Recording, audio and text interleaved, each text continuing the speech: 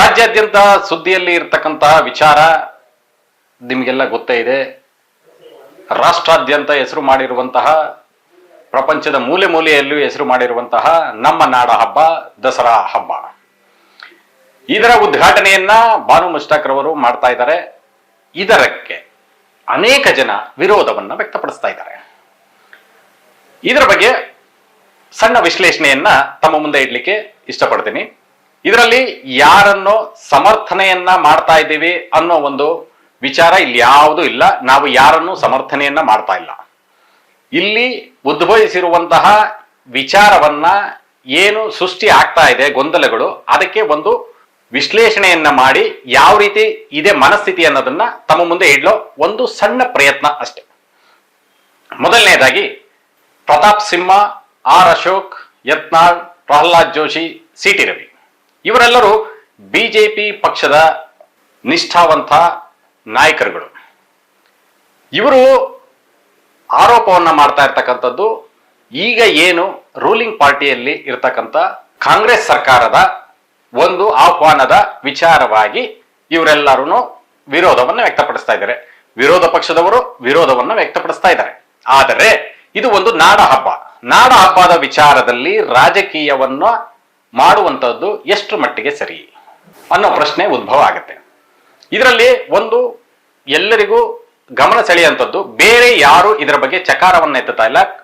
ಬರೀ ಬಿಜೆಪಿ ಪಕ್ಷದ ನಿಷ್ಠಾವಂತ ಕಾರ್ಯಕರ್ತರು ಅಂತ ಏನು ಹೇಳ್ತಾ ಇದ್ದಾರೆ ಅವರಷ್ಟೇ ಇದರ ಬಗ್ಗೆ ಮಾತಾಡ್ತಾ ಇದ್ದಾರೆ. ಯಾಕೆಂದ್ರೆ ಅವರ ಸಿದ್ಧಾಂತ ನಾವು ಹಿಂದೂ ಹಿಂದೂ ಹಿಂದೂ ಆ ಒಂದು ವಿಚಾರವನ್ನ ಇಟ್ಕೊಂಡು ಇವರು ಬೇರೆ ಸಮುದಾಯಗಳ ಮೇಲೆ ಒಂದು ದೌರ್ಜನ್ಯದ ರೀತಿಯಲ್ಲಿ ಮಾಡುವಂತಹ ನಿಟ್ಟಿನಲ್ಲಿ ಕೋಮು ಗಲಭೆಯನ್ನ ಸೃಷ್ಟಿ ಮಾಡ್ತಾ ಇದ್ದಾರೆ ಅನ್ನೋ ಒಂದು ವಿಚಾರವನ್ನ ಇವತ್ತಿನ ವಿಶ್ಲೇಷಣೆಯಲ್ಲಿ ತಮ್ಮ ಮುಂದೆ ಇಡೋ ಪ್ರಯತ್ನವನ್ನು ಮಾಡ್ತೀವಿ.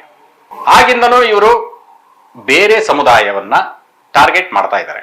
ನಮ್ಮ ಭಾರತ ದೇಶ ಸಂವಿಧಾನದಲ್ಲೇ ಇದೆ, ನಮ್ಮ ಭಾರತೀಯರು, ನಾವೆಲ್ಲರೂ ಭಾರತೀಯರು, ಮೊದಲಿಗೆ ಭಾರತೀಯರು ನಂತರವೂ ಭಾರತೀಯರೇ. ಈ ಕಾನ್ಸೆಪ್ಟ್ನ ದಯಮಾಡಿ ಎಲ್ಲಾ ಪ್ರಜೆಗಳನ್ನು ಅನುಸರಿಸಬೇಕು ಅಂತ ಈ ಮೂಲಕ ತಮ್ಮಲ್ಲಿ ಕೇಳ್ಕೊಳ್ತೀನಿ. ಪ್ರತಾಪ್ ಸಿಂಹ ಅವರು ಈ ಆಯ್ಕೆಯನ್ನ ವಿರೋಧ ಮಾಡ್ತಾರೆ. ಮೊದಲನೇ ಹೇಳಿಕೆ ಅವರು ಬಾನು ಮುಷ್ತಾಕ್ ರವರನ್ನ ಅವರ ಮಸೀದಿಗಳಲ್ಲೇ ಆಹ್ವಾನವನ್ನ ಮಾಡಲ್ಲ, ಅವರನ್ನೇ ಹೊರಗಡೆ ಇಡುತ್ತೆ. ಇನ್ನು ನಮ್ಮ ಚಾಮುಂಡಿ ಹೇಗೆ ಒಪ್ತಾಳೆ ಅಂತ ಒಂದು ಪ್ರಶ್ನೆ ಹಾಕ್ತಾರೆ. ಪ್ರತಾಪ್ ಸಿಂಹ ಅವ್ರಿಗೆ ನೇರವಾದ ಒಂದು ಪ್ರಶ್ನೆಯನ್ನ ಕೇಳಕ್ಕೆ ಬಯಸ್ತೀನಿ. ದೇವರ ದೃಷ್ಟಿನಲ್ಲಿ ಸರ್ವರು ಸಮಾನರು ಅಂತ ನೀವೇ ಹೇಳ್ತೀರಿ, ಕೆಲವೊಂದು ಕಡೆ ಅದನ್ನ ನೀವು ಪ್ರಚಾರನೂ ಮಾಡಿರ್ತೀರಿ. ದೇವರ ದೃಷ್ಟಿಯಲ್ಲಿ ಎಲ್ಲರೂ ಒಂದೇ ಅಂದ್ರೆ ಮನುಷ್ಯರನ್ನ ಸೃಷ್ಟಿ ಮಾಡಿರ್ತಕ್ಕಂಥದ್ದು ದೇವರು ಎಂಬ ನಿಮ್ಮ ನಂಬಿಕೆ ಇದೆ. ಅಂದ ಮೇಲೆ ಮುಸ್ಲಿಂ ಆಗಿರ್ಬೋದು, ಕ್ರಿಶ್ಚಿಯನ್ ಆಗಿರ್ಬೋದು, ಪಾರ್ಸಿ ಆಗಿರ್ಬೋದು, ಜೈನ ಆಗಿರ್ಬೋದು, ಹಿಂದೂ ಆಗಿರ್ಬೋದು, ಯಾರೇ ಆಗಿದ್ರು ಅದು ದೇವರ ಸೃಷ್ಟಿ ಅಂತ ಹೇಳಿದ ಮೇಲೆ ದೇವರ ದೃಷ್ಟಿನಲ್ಲಿ ಎಲ್ಲರೂ ಒಂದೇ ಅಲ್ವೇ? ಹಾಗಿದ್ಮೇಲೆ ಇವರನ್ನು ಮಾತ್ರ ಈ ಸಮುದಾಯ ಈ ಚಾಮುಂಡಿ ಒಪ್ತಾಳ ಅಂತ ಹೇಗೆ ಕೇಳ್ತೀರಿ ನೀವು?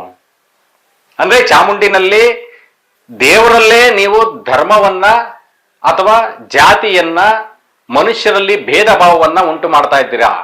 ಅಂದ್ರೆ ನಿಮಗಿದೆ, ಅದನ್ನ ದೇವರ ಹೆಸರಿನಲ್ಲಿ ನೀವು ಇದನ್ನ ಮಾಡ್ತಾ ಇದ್ದೀರಿ. ನಿಮ್ಮ ಮನಸ್ಸಿನಲ್ಲಿ ಸಂಕುಚಿತ ಮನೋಭಾವನೆ ಎಷ್ಟು ಚಿಕ್ಕದಾಗಿದೆ ಅನ್ನೋದನ್ನ ಈ ಮನಸ್ಥಿತಿಯನ್ನ ಈ ಚಿತ್ರಣದಲ್ಲೇ ಕಾಣಬಹುದು. ಮತ್ತೆ ನಿನ್ನೆ ಮೊನ್ನೆ ಒಂದು ಹೇಳಿಕೆಯನ್ನು ಹೇಳ್ತೀನಿ. ನನಗೆ ಅವರು ಒಂದು ಮುಸ್ಲಿಂ ಸಮುದಾಯದವರು ಅನ್ನೋ ಕಾರಣಕ್ಕೋಸ್ಕರ ನಾನು ಅವ್ರನ್ನ ಬೇಡ ಅಂತ ಹೇಳ್ತಿಲ್ಲ. ಕನ್ನಡಕ್ಕೆ ಬೂಕರ್ ಪ್ರಶಸ್ತಿಯನ್ನ ತಂದುಕೊಟ್ಟಂತಹ ಮಹಾನ್ ಕನ್ನಡ ಸಾಹಿತಿ ಇವರು ಅಂತ ಹೇಳಿ ಅವ್ರಿಗೆ ಅಭಿನಂದನೆಯನ್ನು ಸಲ್ಲಿಸ್ತೀರಾ. ಅದು ಮೇಲ್ನೋಟಕ್ಕೆ, ಒಳನೋಟ ನಿಮ್ಮದು ಇರ್ತಕ್ಕಂಥದ್ದು ಇದೇ ಇಡನ್ ಅಜೆಂಡಾ ಅಂತ ಹೇಳ್ಬೋದು. ಯಾಕೆ ಅಂದ್ರೆ ಇತ್ತೀಚಿನ ಬೆಳವಣಿಗೆ ದೇವರನ್ನ ನೀವು ತಗೋಬರ್ತೀರಾ. ಇಲ್ಲಿ ದೇವ್ರಿಗೆ ನಿಮ್ಗೆ ಇಷ್ಟ ಆಗಲ್ಲ ಅಂತ ದೇವ್ರು ಬಂದು ನಿಮ್ಮ ಹತ್ರ ಹೇಳಿದ್ರ ಸ್ವಾಮಿ ಇವರು ಮುಸ್ಲಿಂ ಅವ್ರು ನಮ್ಗೆ ಉದ್ಘಾಟನೆ ಮಾಡಬಾರ್ದು ಅಂತ ಹೇಳಿ ದೇವ್ರನ್ನ ಯಾಕೆ ತರ್ತೀರಾ ಇಲ್ಲಿ? ಹಾಗಾಗಿ ಇದರ ಜೊತೆನಲ್ಲಿ ಹೇಳಿಕೆಯನ್ನ ಕೊಡ್ತಾ ಹೋಗ್ತೀರಿ. ನನಗೆ ಅವ್ರ ಮೇಲೆ ಮುಸ್ಲಿಂ ಅನ್ನೋದಕ್ಕೋಸ್ಕರ ಬೇಡ ಅಂತ ಹೇಳ್ತಿಲ್ಲ, ಅವರು ಕನ್ನಡದ ಬಗ್ಗೆ ಮತ್ತೆ ಬಾವುಟದ ಬಗ್ಗೆ, ಭುವನೇಶ್ವರಿ ಬಗ್ಗೆ ಮಾತಾಡಿದ್ದಾರೆ ಅಂತ ಹೇಳ್ತಿದ್ರೆ. ಅದೇ ವೇದಿಕೆಯಲ್ಲಿ ಅವರ ಭಾಷಣದಲ್ಲಿ ಇನ್ನೂ ಒಂದು ಹೇಳಿದ್ರು, ಬೇರೆ ಭಾಷಿಕರನ್ನ ಕನ್ನಡದವರು ಸಹಿಸ್ಕೊಳ್ಳಲ್ಲ ಅಂತ ಆರೋಪ ಇರೋದನ್ನ ಇವರು ತೊಡೆದಾಕಿದ್ದಾರೆ. ಏನಂತ ಹೇಳಿದ್ದಾರೆ? ಕನ್ನಡಿಗರು ಬೇರೆ ಭಾಷೆಗಳನ್ನು ಸಹಿಸಿಕೊಂಡು ಅವರಿಗೆ ವೇದಿಕೆಯನ್ನ ಒದಗಿಸ್ತಾರೆ ಅಂತ ಒಂದು ಘಂಟಾಘೋಷವಾಗಿ ಹೇಳಿದ್ದಾರೆ. ಈ ಮಾತನ್ನ ನೀವ್ ಯಾಕೆ ಹೇಳ್ತಾ ಇಲ್ಲ? ಅವ್ರು ಹೇಳಿರ್ತಕ್ಕಂಥದ್ದೇನು, ಭುವನೇಶ್ವರಿಯವ್ರನ್ನ ಕನ್ನಡ ತಾಯಿ ಅಂತ ಹೇಳಿ ಒಂದು ಸೀಮಿತವನ್ನ ಗೊಳಿಸಿದ್ರೆ ಕನ್ನಡ ಬರೀ ಒಂದು ವರ್ಗಕ್ಕೆ ಸೇರಿದ್ದಲ್ಲ, ಎಲ್ಲರೂ ಕನ್ನಡಿಗರೇ. ಇಲ್ಲಿ ಏನಂತ ಹೇಳಿದ್ರೆ ಮುಸ್ಲಿಂ ಇರ್ಬೋದು, ಕ್ರಿಶ್ಚಿಯನ್ ಇರ್ಬೋದು, ಪಾರ್ಸಿ ಇರ್ಬೋದು, ಜೈನ ಇರ್ಬೋದು, ಯಾರೇ ಆಗಿರ್ಬೋದು, ಕರ್ನಾಟಕದಲ್ಲಿ ಅವರನ್ನ ಕನ್ನಡಿಗರು ಅಂತ ಹೇಳಿದ್ಮೇಲೆ, ಕನ್ನಡಾಂಬೆಯ ಜಾಗದಲ್ಲಿ ಅವರಿದ್ದಾರೆ ಅಂತ ಹೇಳಿದ್ಮೇಲೆ ಅವರಿಗೂ ಕನ್ನಡ ಅಂದ್ರೆ ಒಂದೇ, ಎಲ್ಲರಿಗೂ ಕನ್ನಡ ಒಂದೇ ಅನ್ನೋ ರೀತಿನಲ್ಲಿದ್ದಾಗ ನೀವು ಒಂದು ವರ್ಗಕ್ಕೆ ಮಾತ್ರ ಅದನ್ನ ಅಲಂಕೃತ ಮಾಡಿದ್ರೆ ಅದು ಒಂದು ಧಾರ್ಮಿಕ ಭಾವನೆಯನ್ನ ನೀವು ಅದರಲ್ಲಿ ತುಂಬಿದ್ದೀರಾ ಅಂತ ಹೇಳಿದ್ರೆ ಹೊರತು ಇದನ್ನ ನಾಡಿಗೆ ಓಪನ್ ಅಪ್ ಆಗಿರ್ಬೇಕು ಅಂತ ಹೇಳಿರ್ತಕ್ಕಂಥ ವಿಚಾರ. ಅದನ್ನ ನೀವು ಈ ರೀತಿಯಾಗಿ ತಿರುಚಿ ಬೇರೆ ಜನಗಳಲ್ಲಿ, ಪ್ರಜೆಗಳಲ್ಲಿ ಗೊಂದಲವನ್ನ ಸೃಷ್ಟಿ ಮಾಡೋ ರೀತಿನಲ್ಲಿ ನೀವು ಹೇಳಿಕೆಗಳನ್ನ ಕೊಡ್ತಾ ಇದ್ದೀರಿ. ಇದು ಅಕ್ಷಮ್ಯ ಅಪರಾಧ ಅಂತ ನಾನು ಹೇಳಲಿಕ್ಕೆ ಬಯಸ್ತೀನಿ. ಇದೇ ಪ್ರಕಾರವಾಗಿ ಆರ್ ಅಶೋಕ್ ರವರು ಟಿಪ್ಪು ಸಂತತಿಯನ್ನ ತಂದಿದೆ ಅಂತ ಹೇಳ್ತಾರೆ. ಸನ್ಮಾನ್ಯ ಆರ್ ಅಶೋಕ್ ಅವ್ರಿಗೆ ತಮ್ಮ ದಿನಗಳನ್ನ ನೆನಪು ಮಾಡ್ಕೊಳ್ಳಿಕ್ಕೆ ಈ ಸಂದರ್ಭದಲ್ಲಿ ಹೇಳ್ತೀನಿ. ನಿಮ್ಮ ಸರ್ಕಾರ ಇದ್ದಾಗ ಸನ್ಮಾನ್ಯ ಯಡಿಯೂರಪ್ಪನವರು, ಆರ್ ಅಶೋಕ್ ಆದ ನೀವು ಮತ್ತೆ ಜಗದೀಶ್ ಶೆಟ್ಟರ್ ಅವರು ಟಿಪ್ಪು ಜಯಂತಿ ಮಾಡ್ಬೇಕಾದ್ರೆ ಟೋಪಿ ಹಾಕೊಂಡು ಕತ್ತಿ ಹಿಡ್ಕೊಂಡು ಫೋಟೋಗೆ ಪೋಸ್ ಕೊಟ್ಟಿದ್ದೀರಿ. ಇವೆಲ್ಲ ನಿಮಗೆ ನೆನಪಿಲ್ವ ಸ್ವಾಮಿ? ಸೊ ನೀವು ಅಧಿಕಾರದಲ್ಲಿದ್ದಾಗ ನೀವು ಓಲೈಕೆ ಮಾಡ್ಲಿಕ್ಕೆ, ಇನ್ನೊಂದು ಮಾಡ್ಲಿಕ್ಕೆ ನಿಮಗೆ ಆವಾಗ ಈ ಸಮುದಾಯಗಳು ಎಲ್ಲ ಬೇಕಾಗತ್ತೆ. ನೀವು ವಿರೋಧ ಪಕ್ಷದಲ್ಲಿದ್ದಾಗ ನಿಮ್ಮ ವೋಟ್ ಬ್ಯಾಂಕ್ಗೋಸ್ಕರ ನೀವು ಒಂದು ಹಿಂದೂ ಅನ್ನೋ ಒಂದು ಅಸ್ತ್ರವನ್ನ ಹಿಡ್ಕೊಂಡು ಜನಗಳ ಭಾವನೆಗಳ ಮೇಲೆ ನೀವು ಆಟ ಆಡ್ತಾ ಇದ್ದೀರಾ. ಎಮೋಷನಲ್ ಅತ್ಯಾಚಾರ ಅಂತಾನೆ ಹೇಳ್ಬೋದು. ಇದನ್ನ ಜನಗಳ ಭಾವನೆಗಳಲ್ಲಿ ನೀವು ಆಟವನ್ನ ಆಡ್ತಾ ಇದ್ದೀರಾ, ಜನಗಳಲ್ಲಿ ಗೊಂದಲವನ್ನ ಮೂಡಿಸ್ತಾ ಇದ್ದೀರಾ, ಕೋಮು ಗಲಭೆಯನ್ನ ಸೃಷ್ಟಿ ಮಾಡ್ಲಿಕ್ಕೆ ಇವೆಲ್ಲ ಮೂಲ ಕಾರಣ ಆಗ್ತಾ ಇದ್ದಾವೆ. ದಯಮಾಡಿ ರಾಜಕೀಯ ವ್ಯಕ್ತಿಗಳು ಇದನ್ನ ಮನಗಂಡು ಪ್ರಜೆಗಳಲ್ಲಿ, ನಾಡಿನಲ್ಲಿ ಸೌಹಾರ್ದತೆಯನ್ನ ಸಾರುವಂತಹ ಒಬ್ಬ ಪ್ರಾಮಾಣಿಕ, ನಿಷ್ಠಾವಂತ, ಮಾದರಿಯಾದಂತ ರಾಜಕಾರಣಿಯಾಗಿ ಇಂಥ ಕೋಮು ಗಲಭೆಗಳನ್ನ ಸೃಷ್ಟಿ ಮಾಡೋ ರೀತಿನಲ್ಲಿ ಹೇಳಿಕೆಗಳನ್ನ ಕೊಡಬೇಡಿ. ಇನ್ನು ಅದೇ ಪ್ರಕಾರವಾಗಿ ಸಿ ಟಿ ರವಿ ಅವರು ಇದೇ ವಿಚಾರ ಇಟ್ಕೊಂಡು ಹೇಳ್ತಾರೆ, ಕನ್ನಡಕ್ಕೆ ಅವಮಾನ ಮಾಡಿದ್ರು, ಅವ್ರಿಗೆ ಭಾವನೆ ಇಲ್ಲ. ಅಲ್ಲ ಸ್ವಾಮಿ, ಅವರೇ ನಂಬಿಕೆ ಇಟ್ಟು ಉದ್ಘಾಟನೆ ಮಾಡ್ತೀನಿ ಅಂತ ಬಂದಿದ್ದಾರೆ ಅಂತ ಹೇಳಿದ್ಮೇಲೆ ನಂಬಿಕೆ ಇದೆಯಾ ಅಂತ ಬೇರೆ ಪ್ರಶ್ನೆ ಕೇಳ್ತಿರಲ್ರಿ. ಕನ್ನಡಿಗರು ವಿಶಾಲ ಹೃದಯವಂತರು, ಎಲ್ಲರನ್ನೂ ಅಪ್ಕೊಳ್ತಾರೆ. ಅದೇ ರೀತಿ ಇವರು ಬಂದಿದ್ದಾರೆ ಅಂತ ಹೇಳಿದ್ಮೇಲೆ ಇವ್ರನ್ನೂ ಒಪ್ಕೋಬೇಕು, ಅದೇ ರೀತಿ ಒಪ್ಕೊಳ್ಳಬೇಕು. ಆದ್ರೆ ನೀವು ಮಾಡ್ತಾ ಇರ್ತಕ್ಕಂಥದ್ದೇನೋ ರಾಜಕೀಯ ಮಾಡ್ತಾ ಇದ್ದೀರಾ. ಒಂದು ನಾಡ ಹಬ್ಬದಲ್ಲಿ ರಾಜಕೀಯವನ್ನ ಮಾಡ್ತಾ ಇದ್ದೀರಾ. ಇದೇ ಮೈಸೂರಿನ ಸಂಸದರಾದಂತ ಯದುವೀರ್ರವರು ಸ್ವಾಗತವನ್ನ ಮಾಡಿದ್ದಾರೆ ಅಂದ್ರೆ ಅವರು ಬುದ್ಧಿವಂತರು, ಜನಗಳಿಗೆ ಏನನ್ನ ಕೊಡಬೇಕು ಅನ್ನೋದು ಅವ್ರಿಗೆ ಗೊತ್ತಿದೆ. ಯಾಕೆಂದ್ರೆ ಅವರು ನಾಲ್ವಡಿ ಕೃಷ್ಣರಾಜರ ಸಂತತಿಯಿಂದ ಬಂದಿರ್ತಕ್ಕಂಥವ್ರು. ಅಂತ ಮಹಾರಾಜರ ಏನು ಗುಣ ಇತ್ತು ಆ ಗುಣವನ್ನ ಹೊಂದ್ಕೊಂಡು ಬಂದಿದ್ದಾರೆ.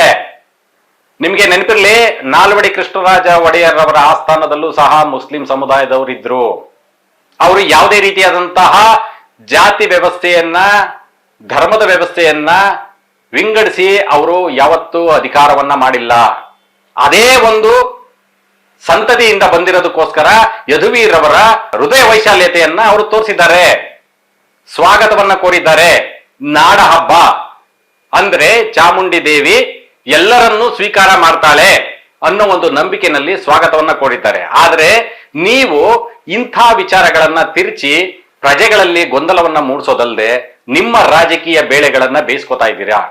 ವಿರೋಧ ಪಕ್ಷದವರು ವಿರೋಧವನ್ನ ಮಾಡಲೇಬೇಕು, ಆದರೆ ಯಾವ ವಿಚಾರದಲ್ಲಿ ವಿರೋಧವನ್ನ ವ್ಯಕ್ತಪಡಿಸಬೇಕು, ಯಾವ ವಿಚಾರದಲ್ಲಿ ಸೌಹಾರ್ದತೆಯಿಂದ ಇರಬೇಕು, ಇದನ್ನ ದಯಮಾಡಿ ರಾಜಕೀಯ ವ್ಯಕ್ತಿಗಳು, ರಾಜಕಾರಣಿಗಳು ದಯಮಾಡಿ ಅರ್ಥ ಮಾಡ್ಕೋಬೇಕು. ಆರ್ ಅಶೋಕ್ರವರು ಇನ್ನು ಮುಂದೆ ಹೋದಂತೆ, ಯಾಕೆ ನಿಮ್ಮ ಕುರುಬ್ ಸಮಾಜದಲ್ಲಿರ್ಲಿಲ್ವೇ, ಪರಿಷ್ಠ ಜಾತಿಯಲ್ಲಿರ್ಲಿಲ್ವೇ, ಒಕ್ಕಲಿಗ ಜಾತಿಯಲ್ಲಿರ್ಲಿಲ್ವೇ, ನೋಡಿ ಮತ್ತೆ ಅಲ್ಲಿ ಜಾತಿಯನ್ನ ತರ್ತಾರೆ.